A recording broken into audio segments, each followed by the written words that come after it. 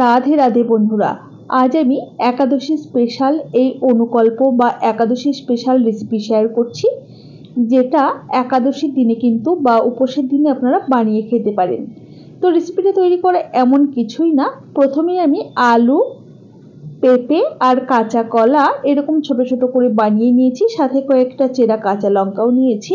অনেকেই বলেন একাদশীতে কাঁচা লঙ্কা খাওয়া যায় না, তো যারা অপছন্দ করেন বা খান না তারা এই লঙ্কাটাকে স্কিপ করে গোলমরিচ গুঁড়োর ব্যবহার করবেন। এখন রান্নাটা করবার জন্যে গ্যাসে একটা প্রেসার কুকার বসিয়ে দিয়েছি। আপনারা যারা প্রেসার কুকারে রান্না করতে না চান তারা যে কোনো পাত্রেই রান্নাটা করতে পারেন। প্রেসার কুকার গরম হয়ে যাওয়ার পর দিয়ে দিয়েছি অল্প পরিমাণ একটু ঘি। চাইলে আপনারা ঘিয়ের পরিবর্তে সানফ্লাওয়ার অয়েলও দিতে পারেন। ঘি গরম হয়ে যাওয়ার পর হাফ চা চামচের মতো গোটা জিরে ফোড়নে দিয়েছি। ফোড়নটাকে মোটামুটি 15 থেকে 20 সেকেন্ড সময় নিয়ে ভেজে নেওয়ার পর বানিয়ে রাখা সবজিগুলো দিয়ে দিচ্ছি। দেখুন, একটু গোটা জিরে ফোড়ন দিলে এই সবজিটা খেতে কিন্তু খুবই টেস্টি হয়। এবারে খুব ভালোভাবে নাড়াচাড়া করে মোটামুটি 1 থেকে 2 মিনিট এরকম করে একটু ভাজা ভাজা করে নিচ্ছি। খুব বেশি সময় ধরে ভাজবার দরকার নেই, যেহেতু অল্প ঘি।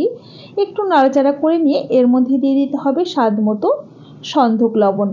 যেহেতু এটা একাদশী স্পেশাল রেসিপি, সেই জন্য কিন্তু এর মধ্যে সন্ধক লবণেরই ব্যবহার করতে হবে। সাথে দিয়ে দিলাম ভেজানো বাদাম। চাইলে না ভিজিয়েও কিন্তু আপনারা ধুয়েও দিতে পারেন, অথবা ভাজা বাদামও ব্যবহার করতে পারেন। সমস্ত কিছু দিয়ে নাড়াচাড়া করে মিশিয়ে নিয়ে দিয়ে দিচ্ছি পরিমাণ মতো জল। তবে খুব বেশি জল দেওয়ার দরকার নেই, সবজিগুলো থেকেও কিন্তু জল ছাড়বে, আর বেশি জল হয়ে গেলে খেতেও ভালো লাগবে না। তো নাড়াচাড়া করে প্রেসারের ঢাকনাটাকে বন্ধ করে দিয়ে 2টো সিটি দিয়ে সেদ্ধ করে নেব।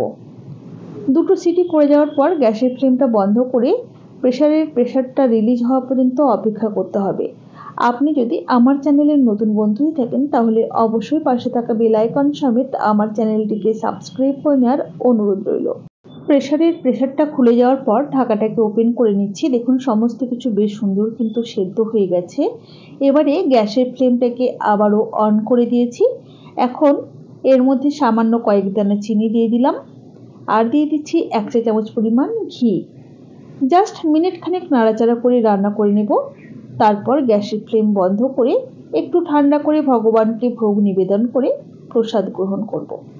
আমার এই রেসিপি আপনাদের কেমন লেগেছে অবশ্যই আমাকে কমেন্ট বক্সে কমেন্ট করে জানাতে ভুলবেন না যেন।